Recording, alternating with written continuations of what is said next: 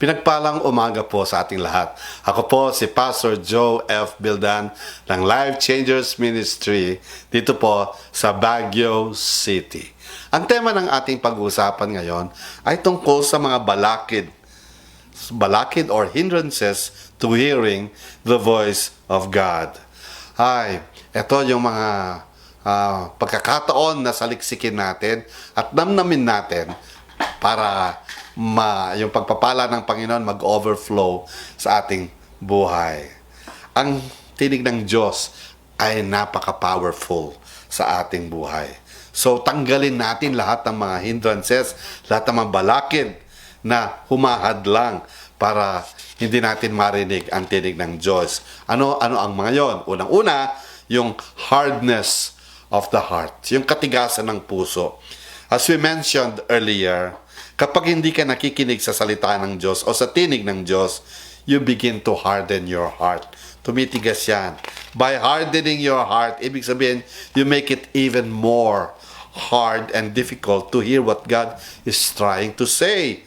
It will also be more difficult for you to believe what He already has said. Jesus rebuked His disciples sa Mark chapter 16 verse 14 for unbelief and hardness of heart. Alam niyo, sabi ng Diyos, afterward, He appeared unto the 11 as they sat at meals, and upbraided them for their unbelief and hardness of heart, because they believed not them which had seen Him after He was risen. Yung kawalan ng pananampalataya, kawalan ng paniniwala, yung katigasan ng puso, magkasama yan eh. Yung unbelief and hardness of heart go hand in hand. Kailangan that has to be stopped from further access to your life.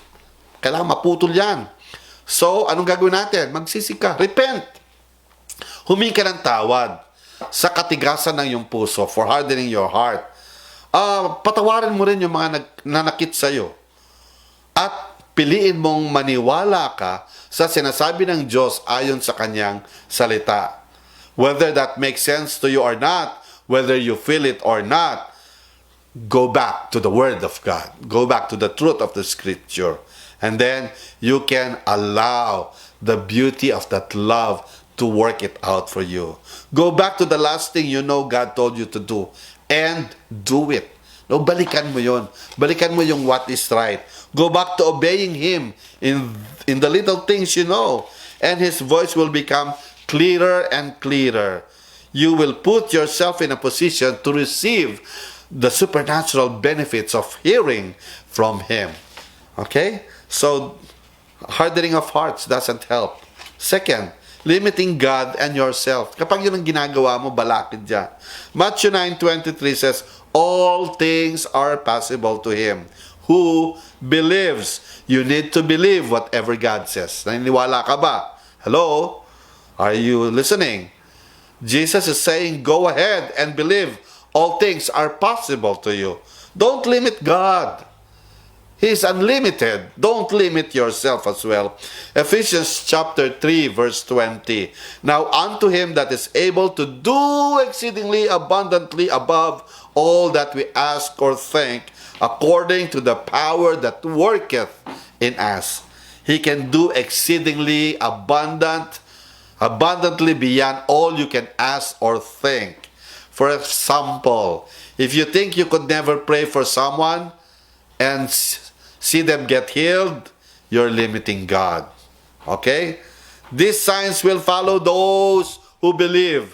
In Mark 16 verses 17 and 18. In Philippians 4:13 says, God promises that you can do all things through Christ, which is in you and will strengthen you. Take the limits off of what you think God could say to you or think or ask you to do. And when you do, you will take the limits off yourself as well. Yun ang kasarapan. Another balakid is unfinished business. Some people want to hear from God, but they haven't done what God has already asked them to do. Yan ang nakakalungkot. Okay, historians believe it took Noah up to 100 years to build the ark. At alam nyo kung anong interesting?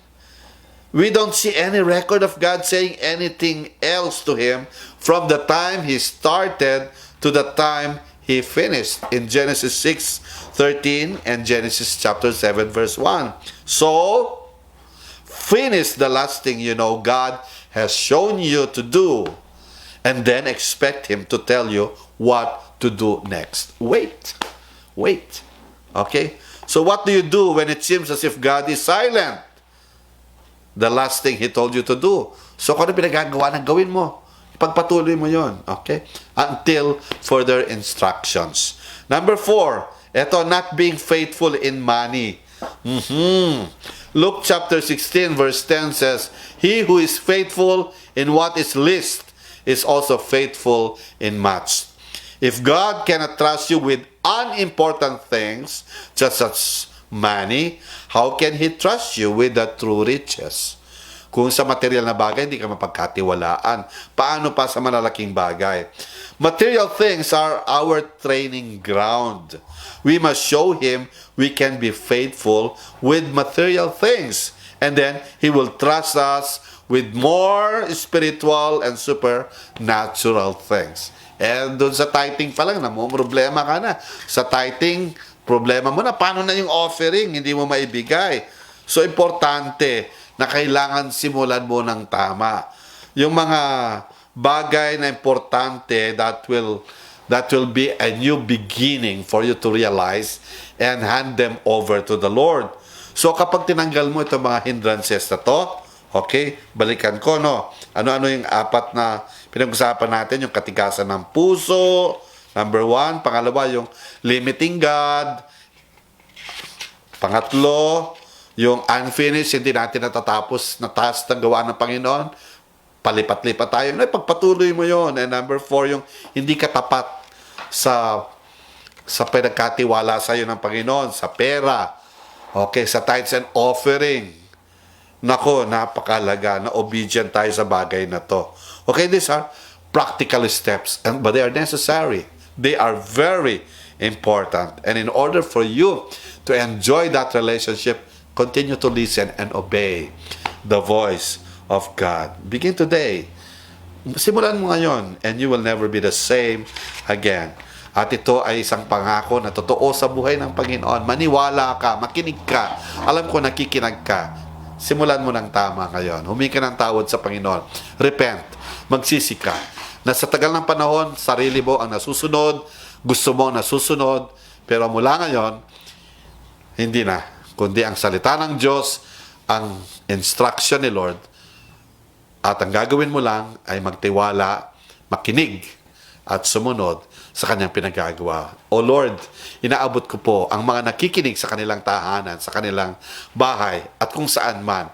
Buksan mo ang kanilang puso't isipan na mula ngayon, makikinig sila sa iyo at susunod sa utos mo, sa pinagagawa mo.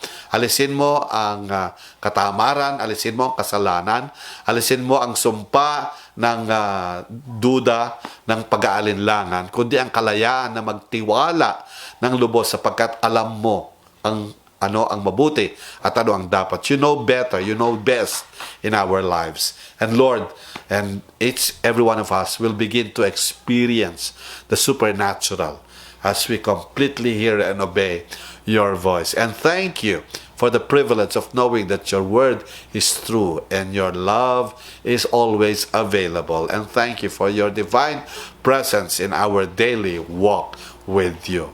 At pagpalain mo ang bawat isa na nasa kanilang tahanan.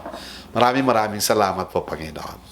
Sa lahat na nasa kanilang bahay, sa kanilang office, sa kanilang paboritong lugar o pwesto, kung paano ka nakikinig ngayon, God is with you. Open your Bibles.